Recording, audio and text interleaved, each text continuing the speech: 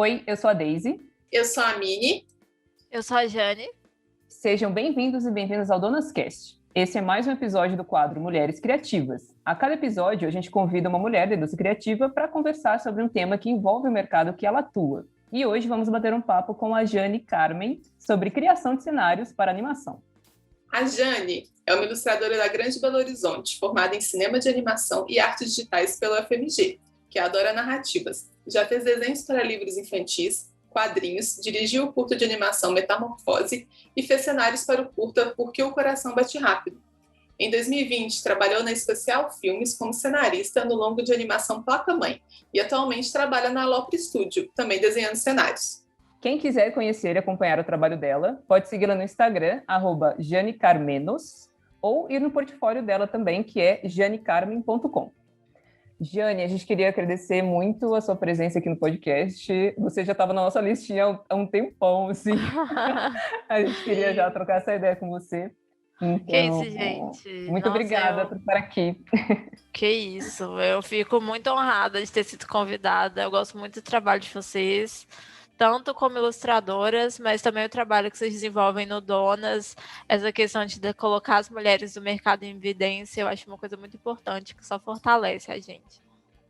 Com certeza. Muito obrigada, sim. E aí? Mas vamos lá. Então, antes da gente iniciar as perguntas, eu queria só avisar que hoje, infelizmente, a Sara não pôde participar com a gente, mas nos próximos episódios ela estará de volta, tá bom?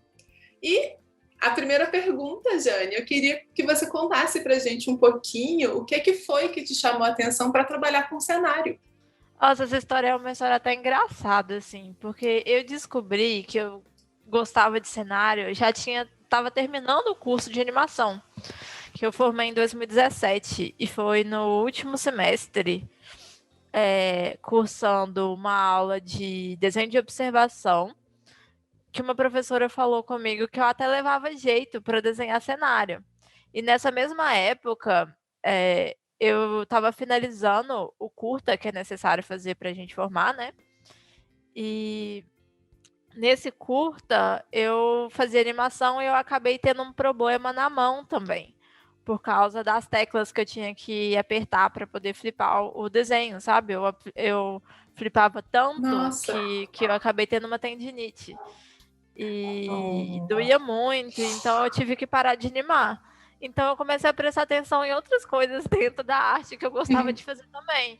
E a professora me chamando a atenção para isso, meio que me deu um clique, sabe? Porque eu já tinha outras amigas que estavam começando a ir mais para esse caminho da ilustração do que da animação em si. E eu vi que era um caminho possível. Só que eu já estava formando, eu não ia ter coisa para trabalhar, então meio que bateu um leve desespero também, sabe? A sorte foi que eu trabalhava no projeto lá na Universidade das Crianças. E lá eu fiquei sendo responsável pelos cenários, eu me ofereci para fazer os cenários, sabe? Para cuidar dessa parte. E eu fui aprendendo, fui fazendo curso por fora, curso online, workshop, já que não dava para pagar um curso grande, né? E fui fazendo e agora tô aí. Mas que legal! Que eu gosto. Mas eu acho que é muito isso, né? É muito uma jornada mesmo de você descobrir, ainda mais lá no CAD, né? Que às vezes a gente pensa animação, e tem tanta coisa que dá para fazer que às vezes você pode gostar até mais, né? Exatamente, isso eu acho muito legal desse quadro que vocês estão fazendo agora, porque as pessoas não param para pensar que dentro de animação tem uma série de outras profissões que não são animação, que são igualmente necessárias e importantes. Exato. E ninguém para pensar nas carreiras de produção. Aí concept art acho que é até uma coisa mais famosinha, mas ainda assim, tipo, cenários, pós-produção, as pessoas não param para pensar nisso, né? Que também tem outras etapas. Concept é nome em inglês, aí fica mais chique. Mas isso é interessante, porque tem uma coisa também no CAD, né, no curso de cinema de animação, que tem muita coisa que você passa lá, porque você tem que entender como é que é o desenvolvimento, né, de um curta-metragem, muita coisa que você sabe que você não quer fazer. Você passa por essas etapas, tipo assim, meu Deus, eu não quero trabalhar com isso nem ferrando na minha vida, sabe? E aí depois tem uma outra parte que aí você fica indecisa, mas realmente eu acho que é bem comum, assim. Nem todo mundo, né, tipo, consegue já escolher logo de cara, né, com o que quer trabalhar. Eu acho que eu e a Meia, a gente também passou um pouco por isso, depois que Nossa, formando CAD. Então entendemos muito Sim. bem. Eu acho muito legal essa pessoa que desde o início tem na cabeça que quer essa área e vai atrás e tudo, mas eu sim. não sou essa pessoa, sabe? Eu tenho até curso técnico em química, então É, que não tem nada a ver. E tá tudo bem também. No sim. final das contas, eu tô trabalhando com isso, eu gosto.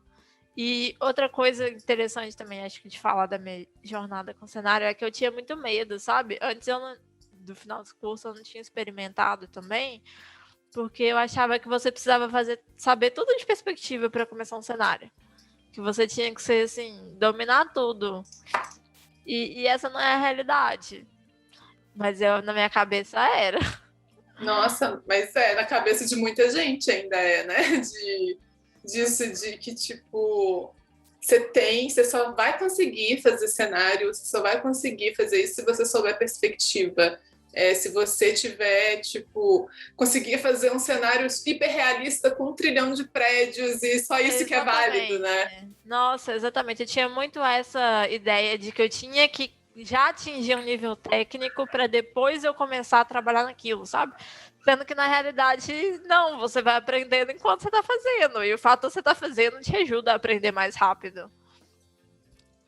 Era uma ideia muito doida e eu espero que isso não atrapalhe aí as pessoas que tenham interesse em desenho de cenário. Tipo, não tenham medo de perspectiva, gente. Você vai aprendendo com o tempo, você vai estudando. Não deixe de fazer cenário por causa disso. Eu acho que até a gente mesmo, né, quando eu trabalho, que não é exatamente cenarista, mas aí você acaba fazendo algum projeto que envolve cenário, aí você já fica assim, meu Deus, eu tenho que fazer um cenário. E aí você olha que tem, tipo, muitas informações, mas é um pouco do que a gente falou até num outro episódio do Felipe Frila, que às vezes você tem que começar as coisas aos poucos, né? Tipo, do micro para o macro, ao invés de olhar todas aquelas coisas que você tem que fazer. Vai começando aos poucos mesmo, que você vai também vencendo esse medo. Sim, exatamente. Eu acho que uma das coisas mais legais que eu aprendi, inclusive no workshop com a Fernanda Montoni, é que quando você não sabe por onde começar, pensa nos objetos, nos elementos mais simples que vão estar ali naquele cenário.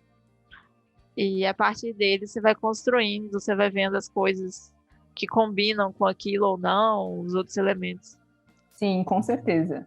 E aí, eu queria até puxar agora para um assunto mais voltado para o mercado, que eu queria saber, na verdade, queria que você falasse um pouco sobre quais são as funções de um cenarista num projeto de ilustração, tipo, como são as demandas, o que é esperado do cenarista. Então, varia um pouco de projeto para projeto, né? E falar assim, desenhista de cenários, eu acho que tem até uma outra divisão que dá para fazer aí, que é o pessoal que faz design de ambientes, né? Environment design, que é uma etapa de pré-produção, ou seja, antes de começar o filme, desenvolver as locações. E depois tem um cenarista de produção, que vai fazer os cenários nos ângulos certos a partir desses ambientes que já foram desenvolvidos. Num curta-metragem, normalmente não tem orçamento e nem tempo para poder fazer essas coisas, ou não é necessário mesmo. Então, a mesma pessoa às vezes cuida de tudo. Em produções maiores, esse trabalho ele vai ficando cada vez mais setorizado. E às vezes, mesmo no cenário de produção, vai ter uma pessoa que vai ser responsável só por acertar o ângulo do cenário, por assim dizer. Outra pessoa que vai ser responsável por fazer a line art, se for o caso de ser um cenário que tem linha. E outra pessoa que vai colorir. Então, você não vai nem fazer um cenário inteiro, muitas vezes. Só que varia um pouco, igual eu falei, de produção para produção. Entendi. Isso varia muito, por exemplo, para quem está trabalhando como cenarista para um longa-metragem e para série animada? Tipo, existem essas diferenças? Na questão da série animada e do longa, as diferenças principais são em relação a prazo, sabe, Daisy? No longa, em geral, você tem mais prazo para fazer as coisas e isso vai se refletir num nível de render. A finalização de filme de longa animado, ela acaba sendo mais complexa em geral do que de série, porque na série você tem que fazer um ritmo ali de não sei quantos minutos por semana, né? De animação, e no longa você meio que tem que saber dividir o tempo para entregar o projeto ao final de 2 anos, 3 anos, ou 1 ano, a depender. Eu sempre quis saber sobre isso, porque eu nunca soube se... Como é que era isso? Porque às vezes um cenário para uma série animada vai ser às vezes mais simples, não sei como é que é feita essa divisão, e aí para um longa provavelmente você vai ter mais tempo mesmo para criar mais detalhes e tal, né? Para pensar tudo como é que vai ser. Eu também tenho uma outra dúvida em relação a isso, se para quem é cenarista, vocês também trabalham com props, né? Tipo assim, props de cenário, ou tem uma outra pessoa dentro da produção que faz isso? Porque eu sei que tem muitos designers de personagem que faz também, né? Muitas vezes o cenarista vai ter que trabalhar com prop, no projeto de longa que eu trabalhei, eu cheguei a fazer só o design de prop. Então, assim, eu fazia o conceito, sabe? Tinha um álbum de fotografias. Aí eu fiz o álbum de fotografias, a visão de frente, de costas e tudo, mas eu não pensava, por exemplo, como que esse prop ia funcionar na mão do personagem. Por exemplo, se ele vai abrir, se vai ter um rig desse prop ou não. Isso não era responsabilidade minha. Produções que têm orçamento maior costumam ter o prop designer. Prop designer, inclusive, é uma carreira dentro da animação. Só que a realidade da maioria das produções do Brasil é que, se não for uma série que vai demandar muito prop, que compense pagar um profissional só por conta disso, as pessoas do cenário ou pessoas de design de personagem vão fazer prop. Então, assim, prop todo mundo tem que saber fazer um pouquinho. Nossa, e é mesmo, né? E para quem não sabe, prop, né, são todos os objetos, né, que aparecem em cena, né, Jane? Prop é o que a gente chama dos objetos com os quais os personagens vão interagir. Né? Então, por exemplo, o personagem usa um celular o filme inteiro. Esse celular ele vai aparecer de vários ângulos diferentes, ele vai ser quase um outro personagem dentro da cena. Então, o próprio designer vai ser responsável por pensar como que vai ser esse celular, ver quais os ângulos que ele vai aparecer e como que vai ser isso, e deixar tudo prontinho para a pessoa da animação só chegar e colocar lá o prop do jeito correto. Sim. E outra dúvida, a gente fala que cenarista, mas esse é o termo certo? Ou é tipo artista de cenário? Como que é? A gente não tem um termo para isso no Brasil. É até complicado, porque cenarista é meio que um termo importado do teatro, sabe? Dentro do audiovisual, cenarista é a pessoa que faz roteiro, normalmente, sabe? O que vem do scénario em francês, né? Cenário que é roteiro. Então, se você for olhar no dicionário e procurar cenarista, eu acho que você vai achar como sinônimo para roteirista.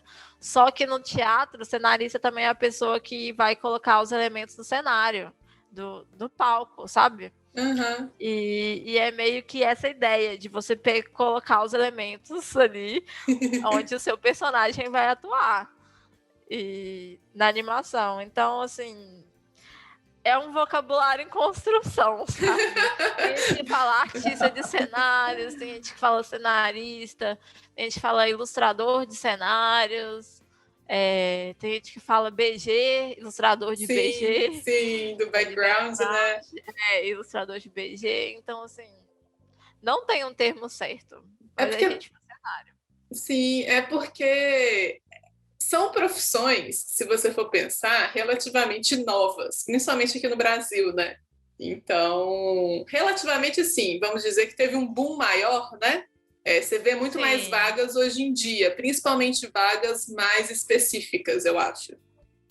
Então, eu acho que isso realmente vai ser uma coisa em construção, que depois os termos devem ficar mais...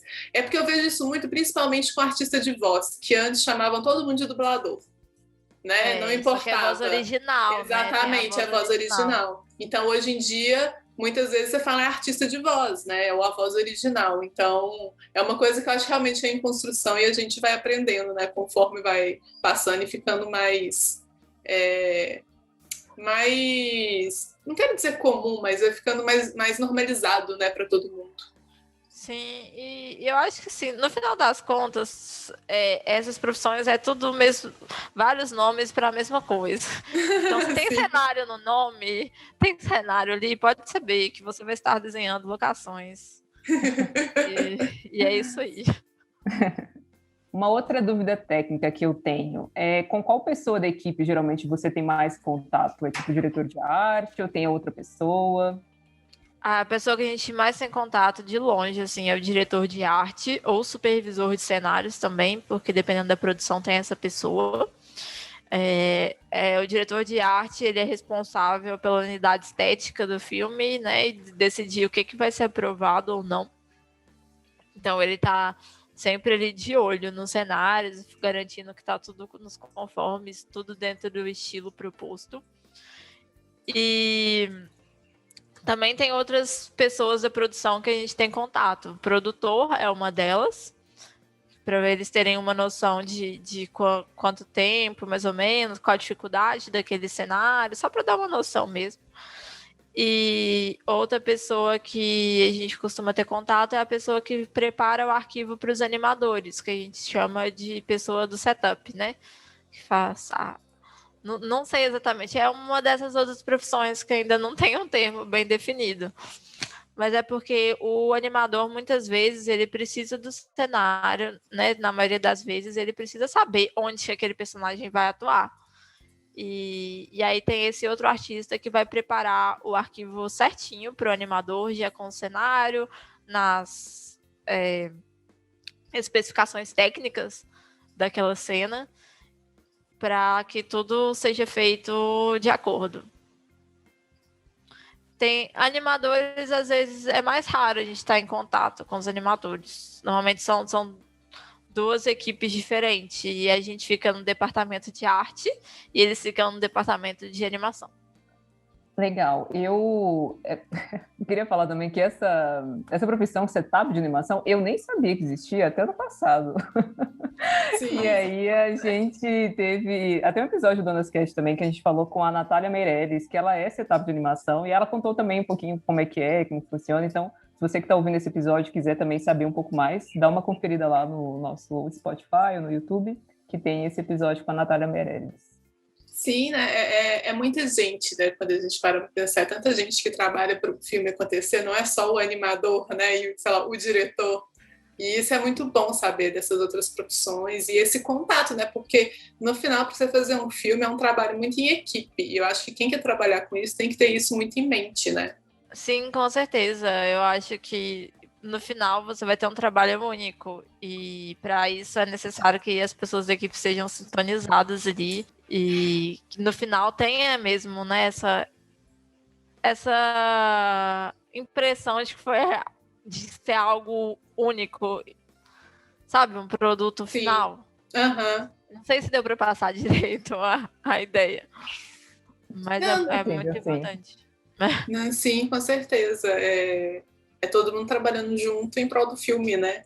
Em prol da arte. Olha que poético. Em prol da Sim, né? E eu queria, Jane, se você puder falar um pouquinho para a gente também, e para quem está ouvindo, como que você avalia o mercado hoje, para quem quer trabalhar com cenário? Olha, o mercado hoje de cenário ele está aquecido, principalmente em pessoas que sejam especialistas em layout, que é uma coisa que está tendo muita demanda e são pouquíssimos os profissionais capacitados em layout aqui. E o que está acontecendo, mandando a real zona, assim, é que os melhores artistas de cenário, eles estão indo para o exterior, sabe? Então, o pessoal mais capacitado que a gente tem hoje está deixando o Brasil. E repor essas vagas está ficando difícil. Uhum. A gente tem aí o efeito da fuga de cérebros, né? Sim, a gente exporta muita, né? Exatamente. E isso está impactando no mercado também. Então, se você for aí um artista de cenários, um cenarista aspirante, estude de composição, estude layout, que vai fazer uma diferença. E qual que é a diferença principal que você acha assim, entre layout e cenário? Porque muitas vezes eu acho que as pessoas juntam tudo, né? Isso é bem comum aqui no Brasil. A gente ainda está criando essa cultura de layout. E às vezes o cenarista que faz o layout é o mesmo da pessoa que vai fazer a cor, né? Mas, então, a parte de cenário tendo linha, vou pegar, por exemplo, um cenário de linha, são 3 etapas. A etapa de layout, a etapa de line art e a etapa de cor. Na etapa de layout, você vai pegar aquela locação que está definida no artista de concept fez, vai pegar o storyboard, então você vai pegar aquele ângulo de câmera específico e você vai colocar o cenário naquele ângulo de câmera de forma que favoreça a composição e a narrativa da melhor forma possível. Então você tem que pensar, por exemplo, por onde o personagem vai passar, o que aquela cena quer dizer, as questões de composição mesmo, de forma, né? E aplicar tudo isso por aquele rough de layout. O layout estando pronto, você vai mandar isso para a pessoa da line art, que vai deixar tudo mais casadinho ainda. A pessoa vai conferir lá as proporções e fazer a line certinha. Você já pode mandar isso para a pessoa da animação animar, dependendo da produção, isso acontece. Uma pessoa vai pintando o cenário, o outro artista de cenário vai pintando, e o pessoal lá já está animando. Outra coisa que pode ocorrer também, depende aí da velocidade da produção, é que aí depois que está tudo colorido, você manda para o animador. Que está sendo mais comum aqui no Brasil, porque o pessoal de cenário está começando antes. Então fica com bastante cenário para o pessoal animar em cima. Mas a pessoa do layout, ela vai garantir também que as coisas estejam na proporção mais ou menos certa, sabe? Que esteja tudo ali de acordo. Ai, bacana. Deu para entender? Deu sim, muito obrigada, Jane. E eu imagino também que as cores venham tudo definida pelo diretor de arte, né? Venha aí da pessoa que fez o concept também, né? Da locação vem algumas coisas definidas. Se for um longa, tem um color script que você precisa seguir. Mas dependendo da produção, isso às vezes fica a cargo da própria pessoa de cenários também. Por exemplo, eu tive que fazer alguns cenários agora para a série que eu estou trabalhando, que era de uma arquibancada, e essa locação não tinha, sabe? Então eu mesma tive que definir as cores. Então, ter um bom conhecimento de cor, luz e sombra é essencial para quem quer trabalhar com cenários. Mesmo se você já tiver definido, muitas vezes você vai ter que mexer em algum lugar que não está na pré-produção e você mesmo vai ter que definir as cores. Uma ótima dica mesmo, né? Que é bom para você também não ficar dependendo sempre de outra pessoa, né? Você poder resolver a sua função ali. E, Giane, tem diferentes hierarquias assim dentro do mercado de cenário, tipo, igual a questão de animador júnior, animador pleno, tem essas questões também? Tem sim, tem essas questões. Normalmente uma vaga que é só de cor é considerada uma vaga júnior e as vagas de layout costumam ser sênior. Nem todo o estúdio adota essa divisão dessa forma. Às vezes a vaga de cor tem dentro júnior ou sênior e eles vão considerar só a sua experiência com o cenário. Mas uma coisa que eu acho interessante, eu não sei como é que está funcionando hoje para animação, mas que para a questão de júnior e sênior, conta mais o seu portfólio, às vezes, do que os anos de experiência que você tem, sabe? Eu não sei se na animação está sendo assim. Mas, às vezes, no cenário é isso que conta. Por exemplo, se você tem pouca experiência, mas você tem agilidade e sabe fazer layouts complicados, você consegue pegar um cargo pleno, por exemplo, para fazer cenas mais complexas. Entendi. E vou até puxar um assunto que tem a ver, na verdade, com o portfólio, porque você falou uma coisa interessante e eu queria saber quais peças que você acha importante ter no portfólio para quem está começando, né, a trabalhar nessa área, assim. Olha, eu não... Isso acho que é uma pergunta melhor para se fazer para um diretor de arte do que para uma pessoa de cenário mesmo, porque o diretor de arte que costuma avaliar, né, os portfólios para ver o que está de acordo com o projeto ou não.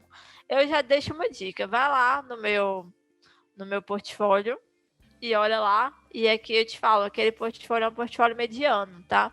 Meu portfólio atual não é um portfólio excelente para poder conseguir vagas, é um portfólio que não está tão atualizado. O que eu faria de diferente hoje? Eu tentaria desenhar o mesmo ambiente em alguns ângulos diferentes, tentaria colocar peças com climas diferentes. Climas diferentes em que sentido? Uma peça que evoca uma atmosfera alegre, uma que evoca uma coisa mais tenebrosa, nesse sentido, para mostrar que eu consigo passar diferentes emoções, que eu tenho domínio de cor, forma suficiente para conseguir fazer isso. Colocar cenário que seja externa e interna também, mostrar um pouco que você tem noção de profundidade. Se você não tiver uma ótima noção de perspectiva, pelo menos é importante mostrar que você sabe dar profundidade para o seu cenário.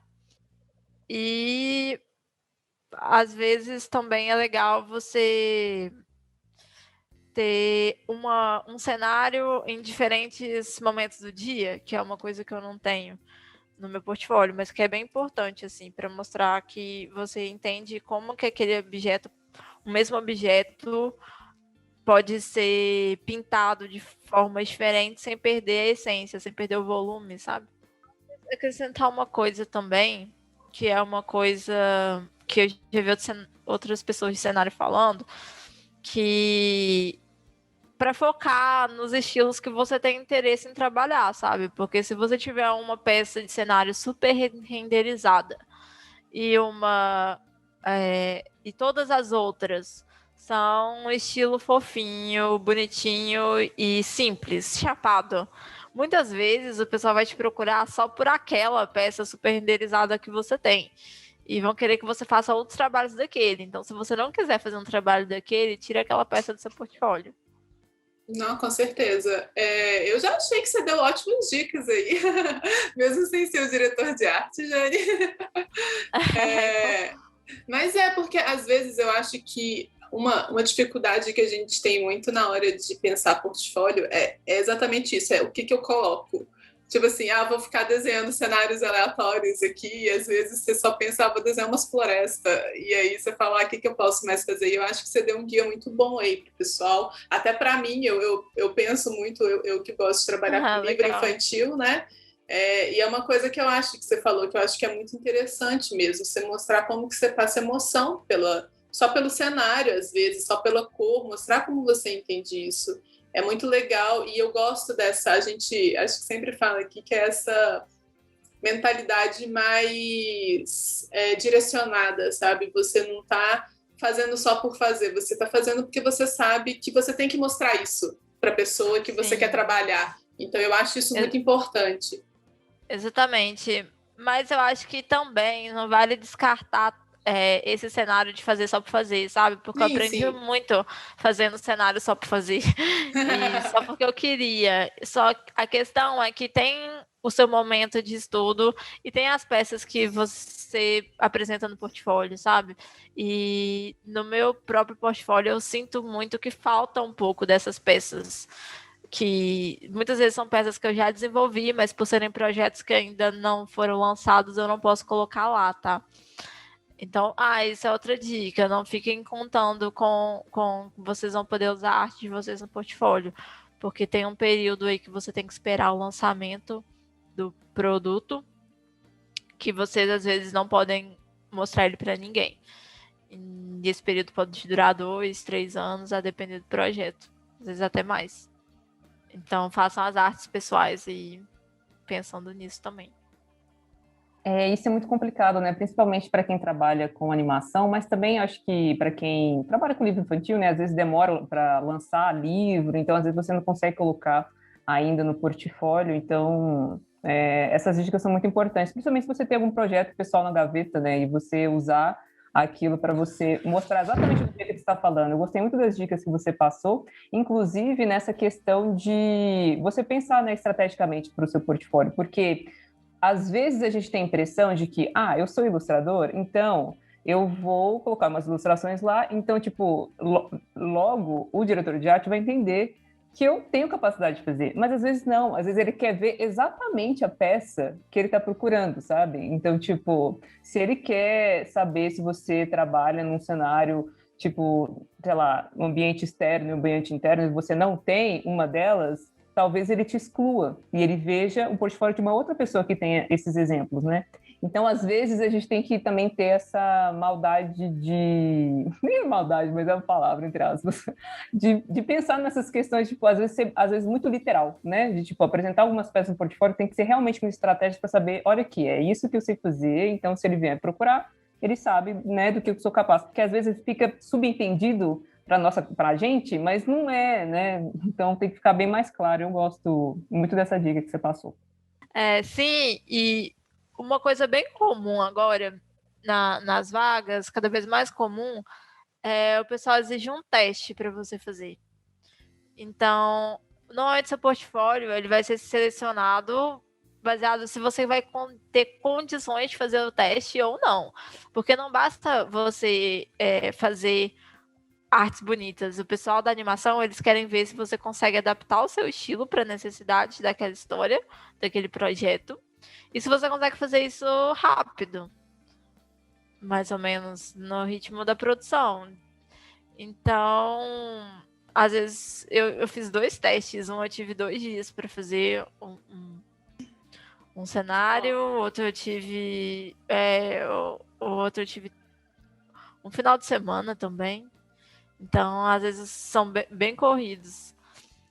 E tem testes que envolvem criação do zero, você tem mais prazo. Às vezes você tem 2 semanas, 1 semana para fazer.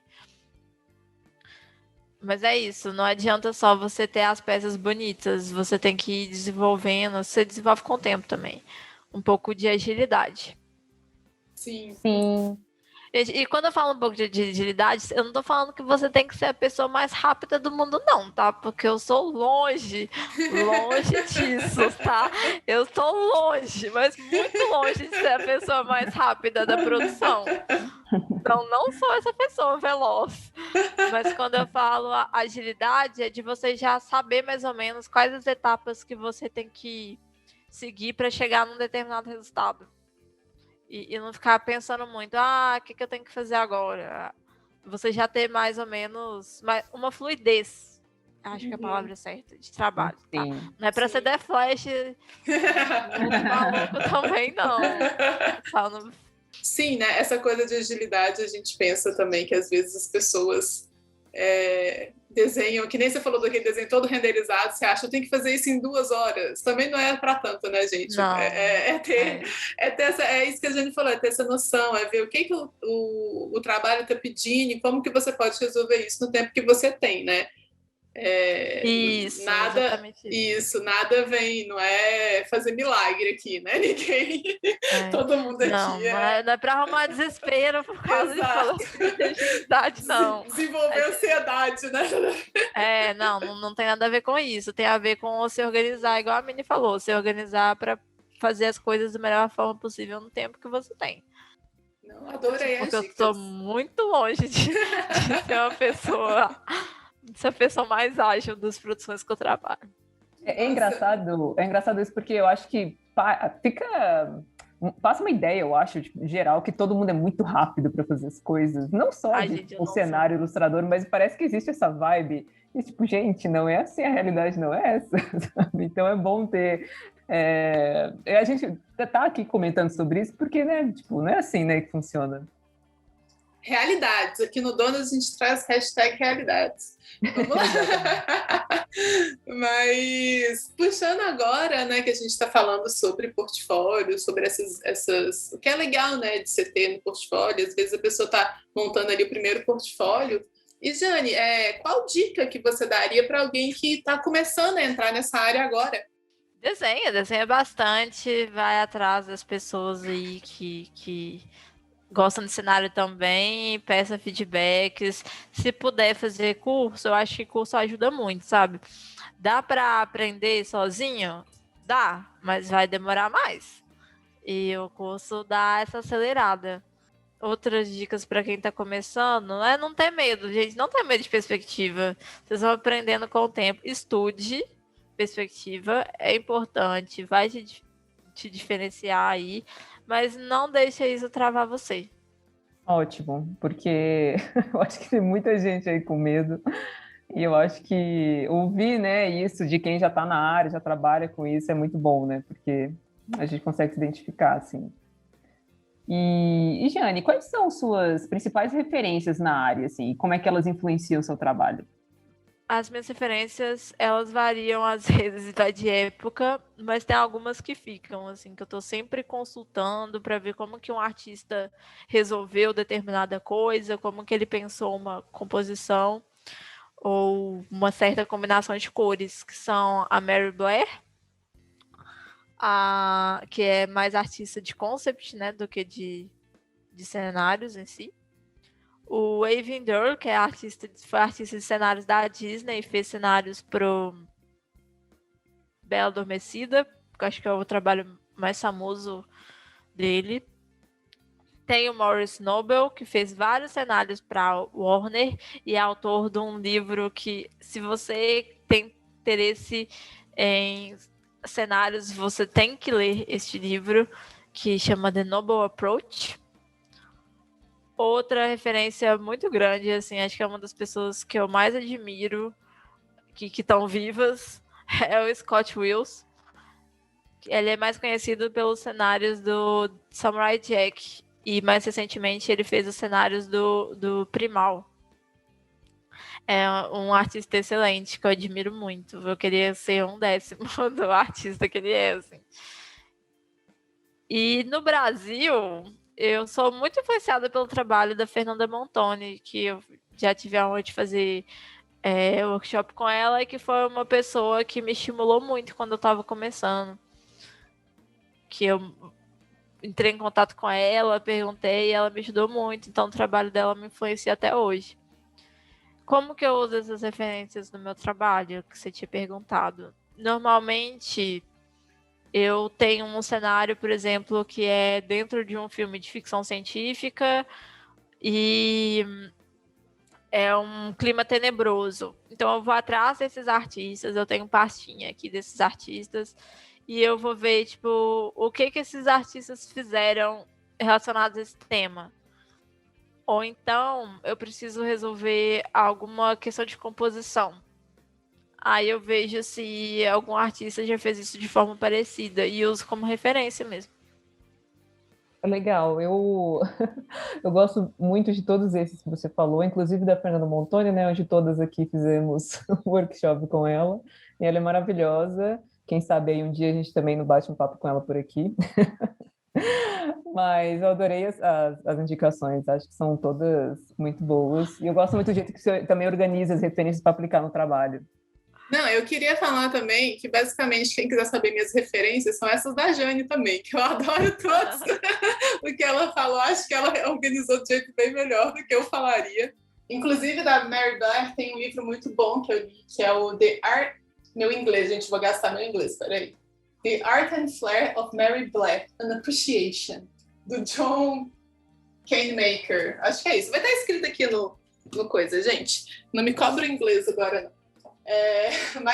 E tem também um livro que é o Awakening Beauty, que é da arte do Irving Earl também, que são 2 livros que são muito bons aí, fazem um anexo do que a Jane falou. São artes muito lindas que eu acho que todo mundo que realmente tem interesse em cenário vale a pena dar uma olhada mesmo.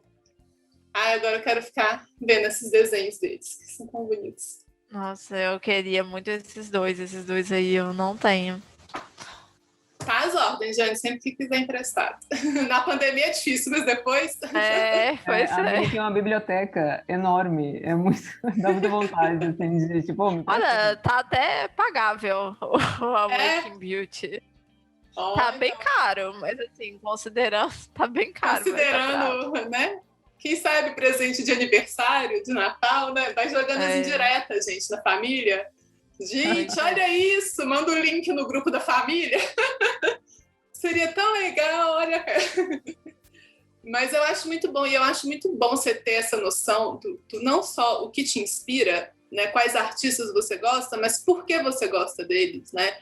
Como que as soluções deles te chamam a atenção, porque você acha que são soluções que você pode usar também, né? Ter esse olhar crítico também sobre isso é muito bom.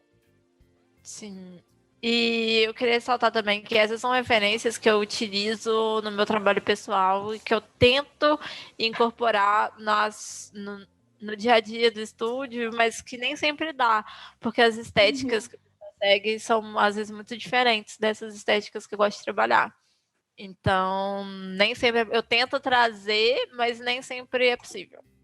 Sim, né? Às vezes no estúdio você tem que seguir a estética que está ali, né? E tudo bem também, né? É legal você também mostrar que você consegue adaptar, né, a novos estilos. E por isso que a gente fala, né, também da importância que você até falou antes também de desenhar por desenhar, de ter projetos pessoais de vez em quando, né? Onde você consegue explorar, às vezes, esses novos jeitos, as novas soluções que, às vezes, você consegue ir adaptando aos poucos, né, no seu trabalho também. Sem ser só o projeto pessoal. Sim, com certeza. E, Jane, eu queria que você falasse um pouquinho quais são as suas metas e projetos para o futuro. Nossa, que pergunta difícil. Pro mundo atual, assim, tá meio difícil fazer. Tá muito complicado. Bora lá, tomar gente, vacina. Minha meta é tomar vacina em algum momento. Eu acho que um projeto para o futuro, assim, que eu queria muito trabalhar em outro longa-metragem, que eu gosto desses projetos mais longos, né, mais trabalhados. Eu não sei, é realmente uma pergunta muito difícil. Como a Deise falou, a gente está numa época muito complicada, sabe? Eu tô tentando muito viver um dia de cada vez. Sim. E não ficar pensando demais nisso. Talvez fazer uma história menor, um curta pessoal no futuro também é algo que eu gostaria muito. Sim, a gente faz essa pergunta, mas na verdade a gente também tem que entender que cada um tem o seu tempo, né? E lógico, né? Todas as condições externas aí que acabam afetando o nosso dia a dia, todo mundo aí sofrendo de ansiedade, enfim, várias questões. Não é uma cobrança, não é uma pergunta para cobrar nada, é só realmente para a gente ficar empolgado, né? Para saber também se tem mais coisas aí chegando e tal, para a gente poder acompanhar. Então eu vou dar um spoiler aqui de coisas que vêm por aí para quem me acompanha. Eu acabei de ganhar um kitzinho de guache. Oba! E eu tô doida para poder voltar no tempo livre a fazer umas pinturas com guache. Então, quem me acompanha deve ver algumas experimentações aí no futuro. Oba! Então, o máximo de futuro. Não, tá ótimo, isso é muito bom. Bom, então, para finalizar, a gente queria deixar um espaço para você falar sobre alguma coisa que às vezes a gente acabou não conversando por aqui e você gostaria de trazer para o nosso público. Eu vou trazer, então, umas bibliografias para quem quiser estudar aí, por conta própria, dar uma ajudinha aí pro pessoal. De novo, isso aqui é a Bíblia, tem que ler The Noble Approach, to Maurice Noble. Tem também o Framed Ink, que é um livro de composição voltado para contadores de histórias visuais. Então ele vale também para a galera da ilustração. O Dream Worlds também é um livro bem interessante. E além dos que a Mini falou, né? Eu não tive a oportunidade de pessoalmente ver, mas são duas referências. Eu tenho certeza que devem ser livros excelentes também. The Art and Flair of Mary Blair. E o Awakening Beauty. Isso. E Awakening Beauty. É isso aí. Perdão aí o inglês, qualquer coisa. Mas imagino que deve ter o nome anotado, né? Para o pessoal. Sim, com certeza. Vai vir tudo embaixo aqui. E acho que uma coisa também que a gente pode falar que a gente já falou da Fernanda Montoni, ela também dá um curso, né? De cenário. Toda hora ela coloca lá quem se interessar. Sim, outros lugares que você pode estudar. Tem o curso do Alexandre agora, pela Revo, né? Uhum. Revo, que chama? Revo... Sim, Escola Revolution. Porque é Revolution. pela Revolution. Tem também o No Schools, tem os cursos do Nathan Fox, que são cursos que eu já fiz, estou fazendo, inclusive um agora, e são excelentes os cursos dele. Nossa, eu acho que meu entendimento de ambientes e cenários mudou muito, e se ampliou muito depois desses cursos. Legal demais, porque tem vários cursos aí que você comentou que eu já estou super empolgada de fazer. Inclusive esse livro também que você comentou, o Framed Ink, é um que está na minha lista. E eu acho super legal porque hoje em dia a gente tem muito mais opção de curso, né? Até, tipo, poucos anos atrás a gente não tinha tantas opções. Aí era tipo um parto para você correr atrás das coisas que você queria estudar, né? Que bom que hoje a gente tem muito mais opção. Sim, com certeza. E lembrando também que o foco aqui foi muito em os cenários 2D de animação. Quem quiser trabalhar com técnicas mistas e tudo, pode também usar outros programas, e aí são outros cursos. Eu sei que tem um curso, acho que é do Kevin Gnu, que mistura 3D com 2D, e o céu é o limite. Sim, com certeza. Eu acho que a única constante que a gente tem como artista é o estudo contínuo, sabe? Eu acho que a gente sempre está aí em busca de cursos, em busca de meios de aprimorar. Eu sou uma pessoa que funciona muito bem com livro. Eu gosto muito de ler sobre teoria, de ler sobre as coisas. Eu sei que tem gente que às vezes não funciona, né? Então, ter essas opções de curso, que você vê um professor falando as coisas, é muito bom. E ter essas opções agora que estão aparecendo em português também, é muito bacana, mas eu realmente queria falar, a gente sempre fala, se você tem a oportunidade de também estudar um pouco de inglês, gente, porque acho que vai abrir um leque de oportunidade de estudo muito grande para você conseguir aprimorar. É necessário, estritamente necessário? Não, mas eu acho que é uma coisa que ajuda. Bom, gente, acho que é isso, né? A gente queria agradecer mais uma vez a presença da Jane aqui nesse episódio. Foi o máximo, assim, gostei muito de todas as dicas. Como eu falei no início, a gente já queria falar com a Jane já tem um tempão. Então aí finalmente conseguimos. E é isso, eu gostei muito da sua presença aqui. Muito obrigada pela paciência também e por estar aqui com a gente. Gente, eu que agradeço, que é isso. Nossa, como eu já falei, acho muito importante o projeto de vocês. E eu quero ver mais mulheres aí nas produções de animação. Vambora! Vamos lá! Bom, gente, acho que ficamos por aqui. Obrigada a todo mundo aí que nos acompanhou, né, nesse papo aí super mara com a Jane. E se vocês quiserem conversar, né, com a gente, mandar alguma dúvida ou sugestão de convidadas, manda um direct no nosso Instagram, o @arte.donas, art.donas com 2 N's, ou no e-mail que é arte.donas@gmail.com. E é isso. Até um próximo papo. Tchau!